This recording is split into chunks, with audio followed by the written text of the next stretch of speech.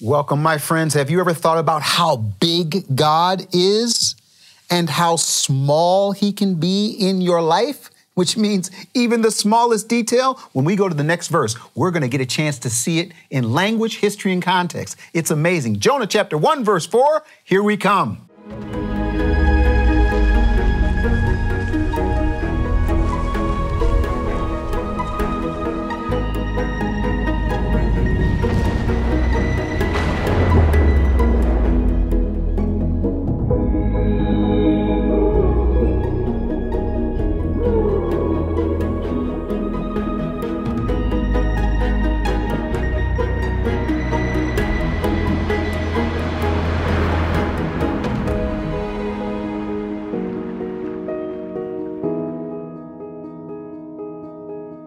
Welcome back, my friends. This is really going to get even more interesting as we continue with what I call like the cause and effect that's taking place. We're only in the 4th verse and there's a whole lot that's happened. Jonah chapter 1, verse 4, we're back to the NIV. As I mentioned earlier, we're going to go between the JPS and the NIV. The NIV, basically Christian translators, the JPS, Jewish Publication Society, Jewish translators, and sometimes, say sometimes, a little agenda can sometimes get in the way with the translation. What we're able to do here is to dive deep by having the original Hebrew in front of us, both translations looking at them, but as I mentioned earlier, we're going to switch between which is going to be the main translation we're looking at. The NIV, Jonah chapter 1, verse 4, then the Lord sent a great wind on the sea, and such a violent storm arose that the ship threatened to break up. Seems pretty clear. However, if we look at the first Hebrew letter, it's a Vav, and it's Vayehovah. That Vav does a really powerful thing. That Vav is kind of telling us, okay, and one possibility, but another possibility, then another possibility. But what I love about it is that it's actually introducing the subject, which happens to be Yehovah. At the beginning of the sentence, oftentimes you'll have a verb and then the subject, but in this situation, we've got the subject right off the top to let everyone know, as I mentioned a little earlier, he can be big and he can get small. He can get into the details of our life. So at the beginning of the sentence, followed by this particular verb, it serves to emphasize the one who's doing the action. The question is, who on the ship knows who is doing the action? There is a surprise coming. Okay, here's the part I love. Now, what it says is, Vayehovah Hatil.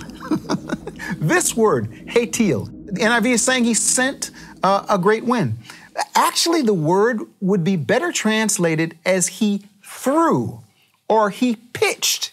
He aimed. Literally, it's like he's on the mound and he doesn't know how to throw anything except for a strike. He knows exactly where he's going to throw this at that particular part of the sea because he has his prophet that's there that's trying to run away. So what does he do? Yehovah pitched. He threw a great wind. It's the Ruach Gedolah. I mean, this is like supposed to help us to think about like Genesis chapter 1 and the Ruach Merhefet was hovering over the face of the water.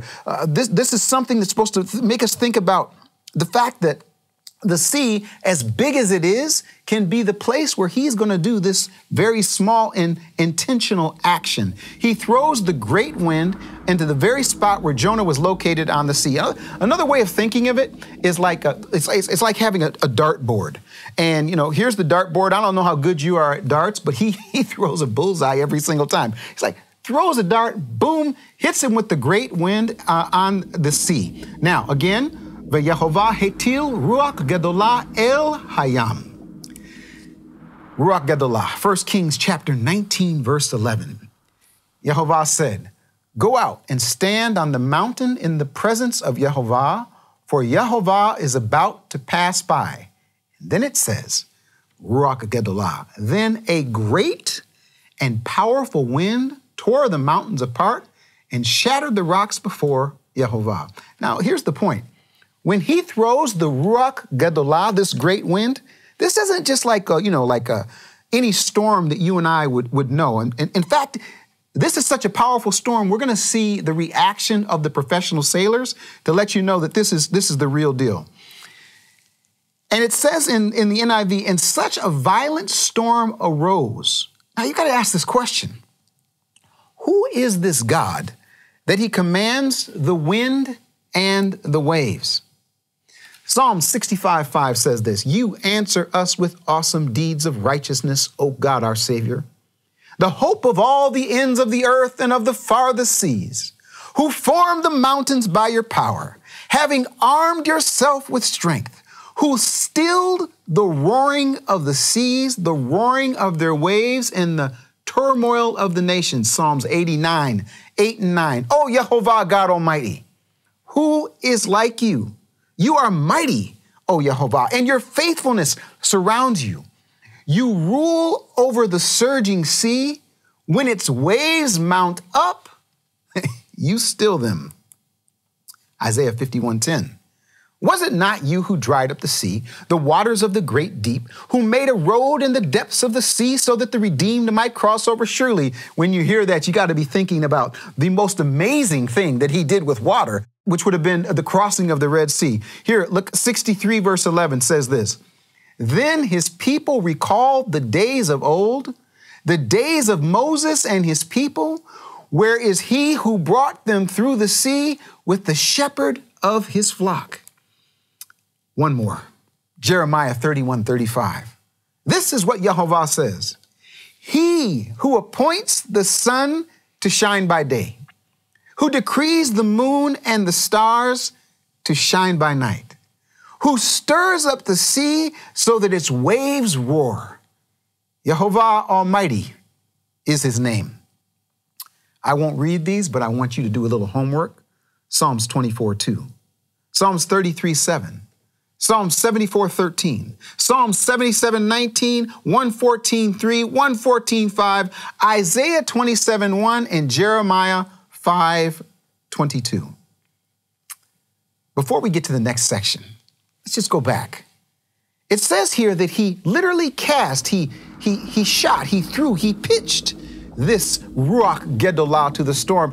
And it was, there's that word again, Vayehi. It happened. It manifest what? Sa'ar Gadol, a great storm. I mean, this is an amazing storm. And then it says a phrase that in Hebrew that's one of my most favorite phrases in the Hebrew Bible as it pertains to how it explains what it is just by saying it. That's what we're going to take a look at next. But you do me a favor, read this verse in your translation and then come right back. I can't believe I've done this, folks. Not only like, subscribe, and comment, go to the more section. Below, we've got even more resources that are free for you as we continue in this amazing, exciting, deep dive Bible study into the book of Jonah. All right, you all, this might just be me, but when I came across these two words, I kind of like sat on them for a while. I mean, it was a strange sort of thing. The NIV says that there was such a violent storm that the ship threatened to break up. Now, in Hebrew, it says, V'ha'onia hishva lehishaver. These two words are playing, they're dancing together. They're actually saying something to us, both in terms of what we hear, what we see, and what it means.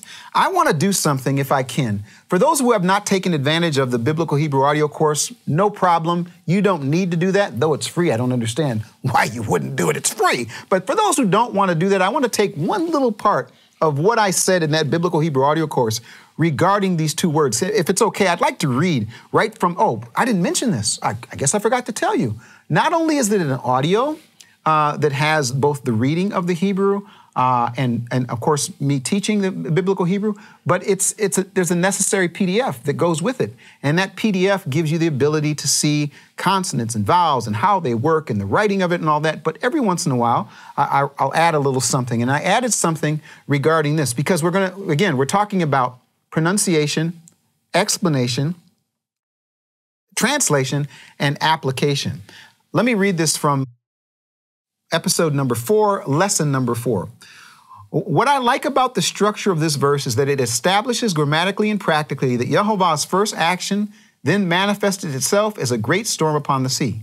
In other words, sometimes the first action, a great wind, causes a second action, a great storm, which then causes a reaction that is described in a classic Hebrew grammatical fashion. It is so cool to me to read these two words, chishva lehishaver, and know that they serve the twin functions of both sound and meaning.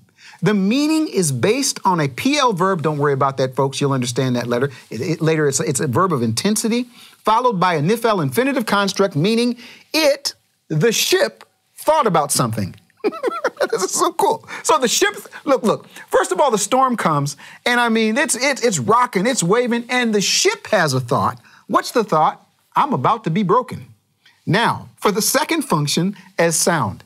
Even though the words do not have the same root, they do have a similar sound. I absolutely love the explanation by one scholar named Jack Sasson. He says this. He says the phrase chishva lehishaver operates onomatopoeically, attempting to capture the sound of the planks cracking when tortured by raging waters. In other words, when you read this, it's like you get the sound of this ship that's rocking in the waves. I mean, it's getting battered by the Ruach Gedolah and the Sa'ar Gadol, this great storm that was pitched to the water by the Father. In other words, when the Father does something, he doesn't do it halfway. This isn't just like a regular storm. This is not like regular waves. There's something happened so much that even the ship gets a little bit of spotlight in this verse. The ship, through the words, you hear, chishva lehishaver. These things are, the wood is starting to creak. If you've ever been, like the wood is starting to make sounds and you can hear the moving like that. The ship is saying, look, I am about to break up. Now, there's just no way you can get that from an English translation. I'm sorry, folks, you just can't. Yehovah sent a great wind on the sea, and such a violent storm arose that even the ship threatened to break up, the NIV. Psalms 107, verse 25. For he spoke and stirred up a tempest that lifted high the waves. I mean, who is this? Who is this God? He decides, I decide I want to speak to Jonah. I mean, think about it. Once Jonah decided to leave, why didn't the Father just say, okay, I'll get somebody else? Why is he going to go through all of this just to get Jonah's attention? Who is God and who is Jonah? And the more we read in this powerful story, in this amazing book, I mean, this book is so filled with information, inspiration, and revelation, I can't get out of it. Now, what we're going to try to do is this. We're trying to simply take 7 verses, just for the first part of this. This is like a pilot. And maybe some people say, Keith, who cares about chishva lehishaver? Who cares? That doesn't help me understand. Maybe for those like me that want to go deeper, this is the way we can do it. You get an opportunity right now to learn the consonants and the vowels and putting these words together so that you could do this really cool thing with tools. In other words, I'm not trying to get people to say, you go through this biblical Hebrew audio course and you become a Hebrew scholar. No, this is an opportunity for you to get some tools to learn for yourself, where you could actually have seen that word and put the other word together and said, wait, what's going on here? And maybe you come up with that revelation. But what we know for a fact is this. This storm was so amazing. This storm was so powerful. This storm came from the bosom of the creator of the universe. When he decided to send this Ruach Gedolah, the wind itself caused an action. I was saying this for a while. Cause and effect. Action and reaction. Action and reaction. Jonah decides, I'm out of here. What that vav really says, the vav at the beginning is saying then or so. Okay, Jonah, you did this, so I tell you what I'm going to do. Then here's what I'm going to do. I am going to send such a strike into the ocean that when this Ruach Gedolah hits the water, it's going to create an amazing storm, a huge storm. And I bet you it was instant. It was right now, kind of like who he is. He was, he is, he shall be. When he was, he is, he shall be sent forth, this Ruach Gedolah, this storm caught everyone's attention, even the ship.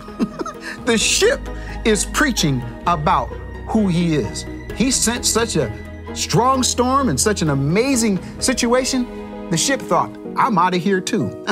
I hope to see you back as we continue our study.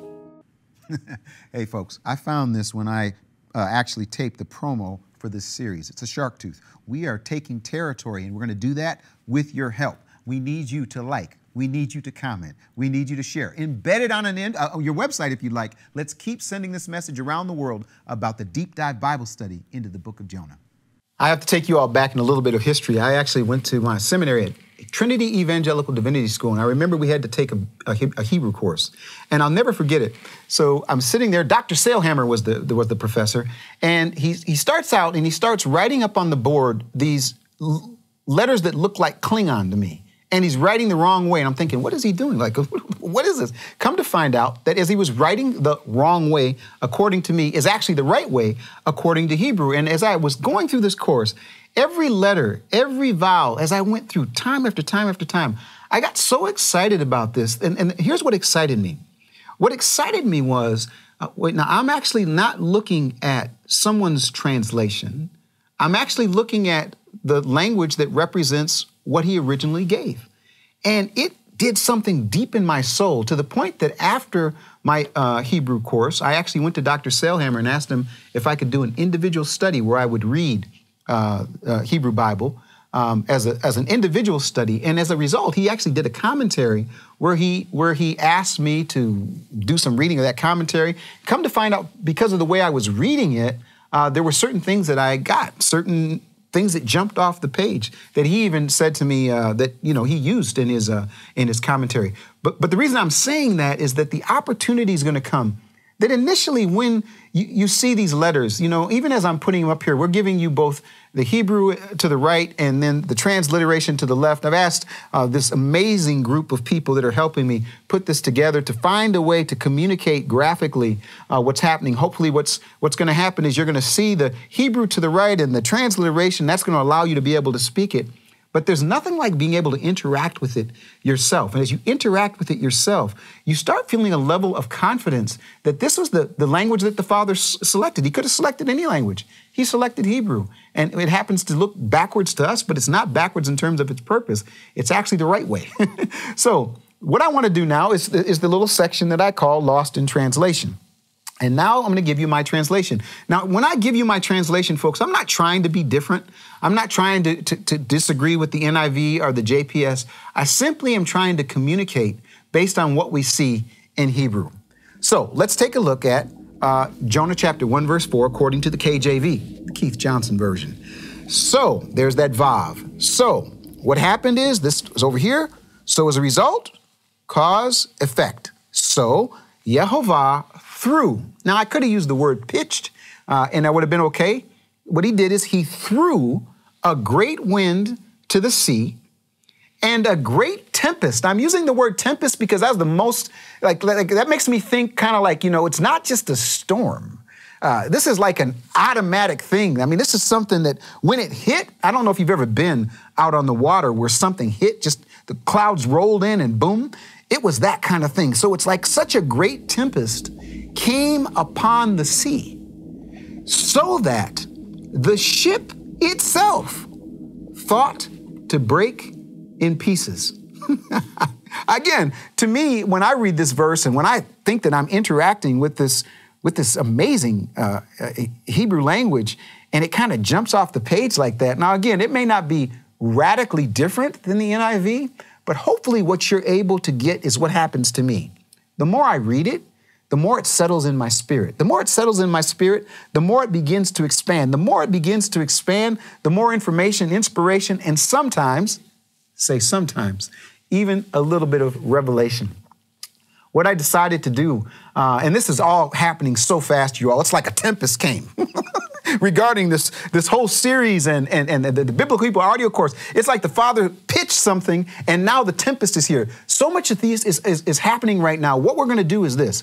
I'm not only going to give you the Biblical Hebrew audio course free, the first 7 episodes, with a PDF, but in the PDF, I'm actually going to add the application commentary. So you're going to be able to get the pronunciation, the explanation, the translation, and also the application. Now, my hope is that as a result of you interacting with what we've done here, you take this particular platform as you're listening to me here, you go to the Biblical Hebrew Audio Course, which is free, you're reading the PDFs, and you're getting a chance to put all this information together. And I'm convinced that some of you are going to go even further. You're going to probably be able to write your own pronunciation, explanation, translation, and application. And that's what my hope is.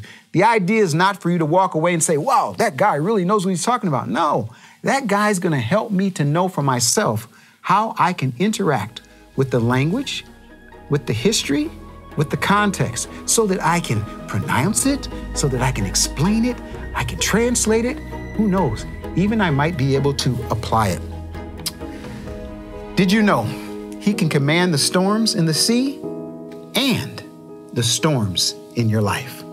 Visit BFAinternational.com today and join our online academy for free.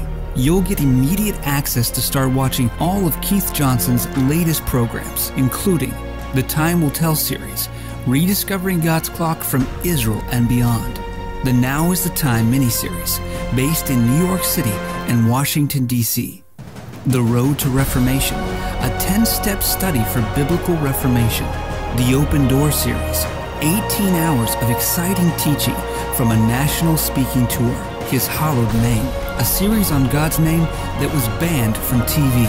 Also, hear directly from Keith Johnson through weekly personal blog updates. Why delay? Visit BFAinternational.com right now. Then click the Enter the Academy button. Visit us today. Hey folks, if it's okay, I got to bring out my trusty lock. I love this lock. Actually, it's my wife's lock. She said I could use it when I came here. She found this some years ago, and I've used it at different times as an image. But I wonder how many of you feel like your Bible is like this lock. You know, you can't, it doesn't seem like you can get it to the point that sometimes you put it down, you're like, I can't understand it. And then this guy comes along and says, okay, now we can learn Hebrew. And you say, oh, no, I'm not interested in that. I will tell you something. There is an opportunity that we have right now in these days where information is increasing. We now have tools, software programs, Bible programs. And really what I really want to be able to do is to help you so that you can begin to use those tools in the same way that I am. I mean, everyone doesn't have to do what I've had to do. And I've been around some excellent scholars, people who read the Hebrew Bible like I would read the USA Today. That's not my goal. My goal is to be able to understand it, to teach it, to apply it in my life, and hopefully you will do the same. But remember, if we take language, history, and context, it's as if our Bibles just start to unlock.